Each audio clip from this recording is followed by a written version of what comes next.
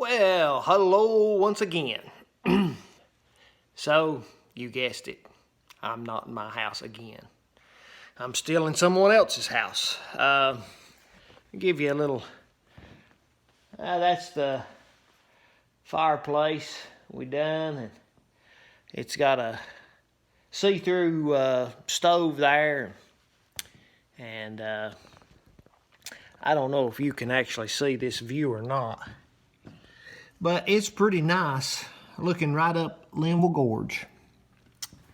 But at any rate, so I was here and I thought, well, I probably ought to do another video.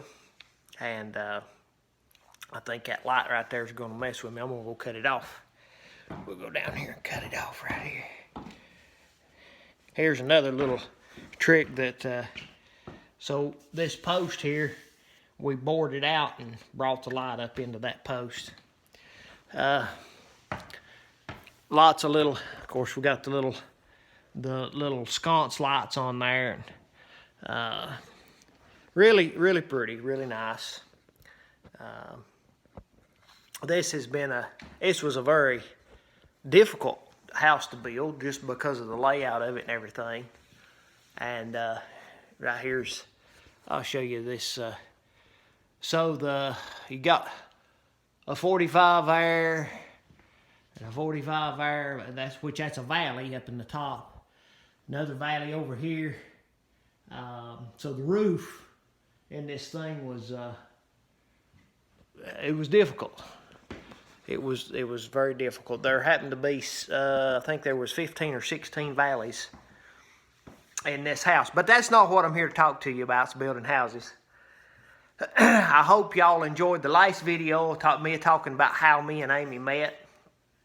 And so some of the things that I wanted to talk about was that, of course, before me and her got married, some of the things that I thought was real important, and it come from me, studying the scriptures, and I believe we needed to have the rules of how we was going to conduct ourselves towards one another, how we was going to, share responsibilities with different things and stuff like that.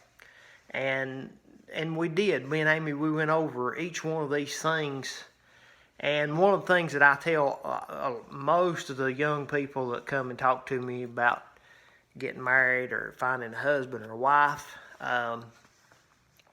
is I tell them, I say, don't expect anything more out of your husband or your wife than you would your best friend.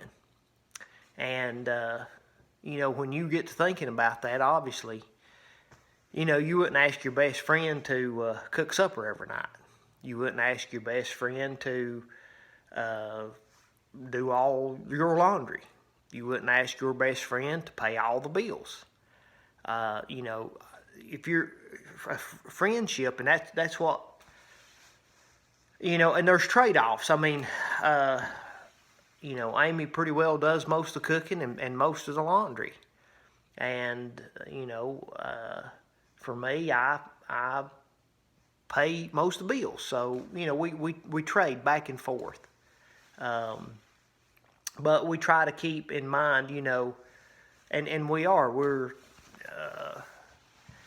the longer we've been married, the better it is. We've been, I can't remember. I don't know if it's 22 or 23 years. Amy, she always knows. Somebody asked me one time, and they said, well, you better find out. And I said, why? And they said, what do you mean? I said, it don't really matter. I said, we're going to be married till we're dead, so, or at least one of us is. But, yeah, it definitely does, when you learn each other. And it's one of those things that you do have to work at having a good marriage. And I wouldn't say that ours is the best, but I would say it's got to be up there in the top 10 anyhow. We do try to be good to, and what we've tried to do, and mine and her marriage and our relationship one with another is we've always tried to keep Jesus central.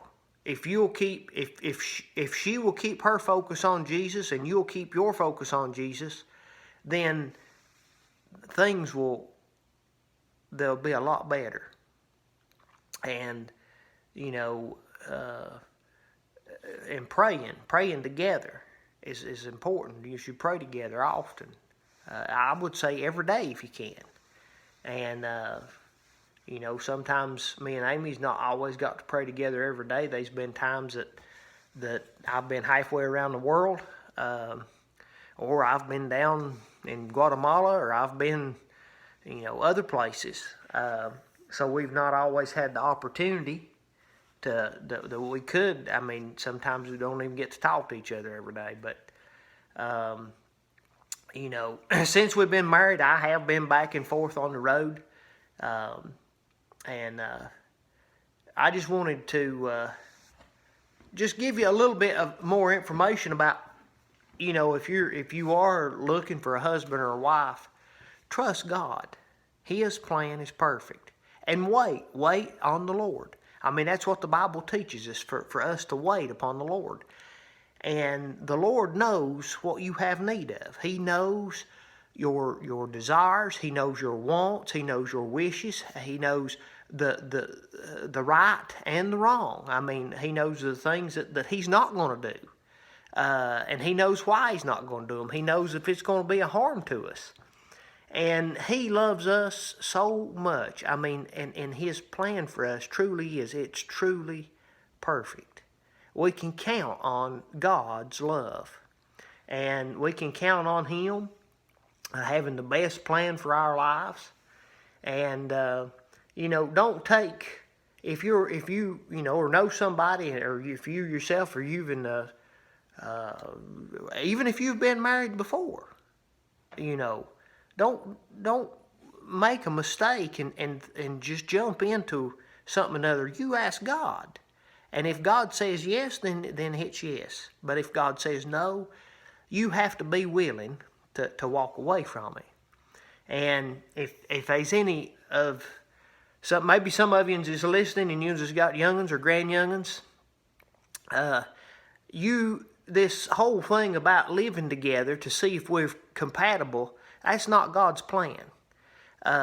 You're not going to be able to hear God real good if you've involved in a sexual relationship. You need to, that's meant for marriage only. That's not meant for just something casually or something like that. That's a thing that's only meant for people who's married one to another. And so if you will, and God's rules is not to keep us from enjoying life and having an exciting and an adventuresome life and a fulfilling life. Matter of fact, it's just the opposite. And I'm going to share a little something with you because sometimes God's ways don't make good sense to us. And I'm going to share a little something with you. So me and Amy, we've been reading in this little book about Elijah. And I've read many times. I've read about Elijah, and as I was growing up, and they'd read stories to me about Elijah. And so you find Elijah, he ends up, he tells Ahab it ain't going to rain and until I say it's going to rain. And then he disappears into the wilderness. And he's by the brook, and the ravens comes and feeds him, and he drinks from the brook. But the Bible, the way it tells, and to my understanding, that they wasn't even no dew on the grass in the mornings. That it was completely void of moisture. And if you could imagine being somewhere for 3 years or 3.5 years, I don't know exactly the time span, but it's somewhere's in there, that they hadn't been no moisture whatsoever, what do you think it would look like? The trees would be barren. They might produce the first year, but then it's going to be like a desert. Well, Elijah ends up, he's at the widow woman's house, and she's God told him to go there, and she's helping take care of him. And then the Lord talks to him, and it directs him to go see Ahab again. Well, Ahab, in the process, he's wondering, where is this fella that told me that this is going to happen? Because he couldn't find him nowhere. Well, Elijah shows back up on the scene. Now, at this point in time, they had Baal worship. They was worshiping idol gods. And Jezebel, which is Ahab's wife, she had really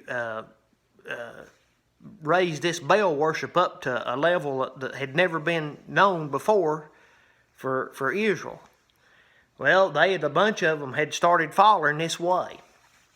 Well, and Elijah knew it wasn't right. He knew this is a false god, that this is an idol god. And so they decided, well, let's, the children of Israel, he says, yuns is God's people. He says, yuns shouldn't be doing this, basically. And yuns needs to start worshiping the one true God again. He says, so let's just decide who is God. If Baal's God, then let him be God. But if God is God, then you serve him and worship him. So they come up with this, that they're going to prepare a sacrifice. 2 bulls, they're going to prepare them and put them up on an altar of wood. And whoever was God, if Baal was God, then let Baal light the fire. That they wasn't no human going to light the fire. But if the fire lights and consumes the sacrifice, then whoever's God is God, then let that happen. Now, I'm getting to the point of my story here in just a second. Hang with me. But anyhow, so what ended up happening is that Elijah tells him, he says, now listen, there's a whole bunch of them. There's like 500 and some of them. I don't exactly remember the number. He says, there's a bunch of yuns and one of me, so it's going to take me a lot longer. So yuns just go ahead and get started. I'll give you a head start. And they did. They got theirs, and they went to taking on and carrying on.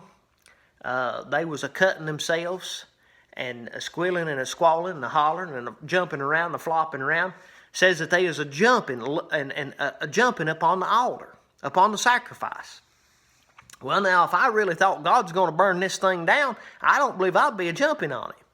Well, Elijah, sometimes I find myself and most of us got some similarities with Elijah, but he is making fun of them, mocking them. Said, your God must be asleep. Maybe he's went on a trip somewhere and he can't hear you. Well, they done all their thing. Well, Elijah got it all ready and everything. And he says that he dug a ditch around the altar. And then he told them, and here's what got me. He said, go get water and pour upon it. And it wasn't just a little bit of water, it was a lot of water. I want you to think about this. How precious would water be in the desert? I mean, it would have real monetary value. It ain't rained in 3 years. There ain't even been no dew on the grass. So how precious is this water? Now, he's made this thing for God to light the fire. Now he's pouring water on it, which is a super precious commodity. Not just one time did they do it, but he told them go get more water. They went and got more and poured on. Now, I don't know where they had to go get the water, but it may have been a little ways away. So they said, do it a 3rd time. So 3 times they pour water on this altar. Well, Elijah prayed, fire come down from heaven, and it consumed the offering. It consumed everything. It consumed the rocks, the altar that he had laid around to build the altar. It says that the fire licked up all the water.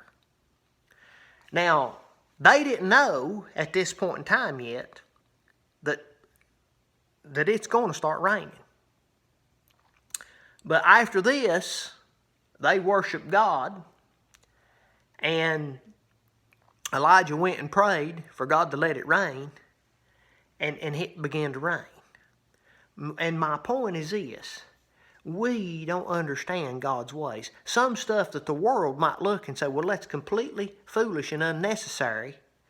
It may be God's way. Maybe that's the way God wants it to be.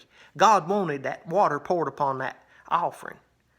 Regardless of how precious it was, or regardless, some people might say, well, that's useless. Anyway, I'm running out of time. If you've not subscribed, subscribe. You know the drill. Share it, like it, love it. If you don't like it, that's all right too. Share it anyway. All right, we'll talk to you guys later. Bye now.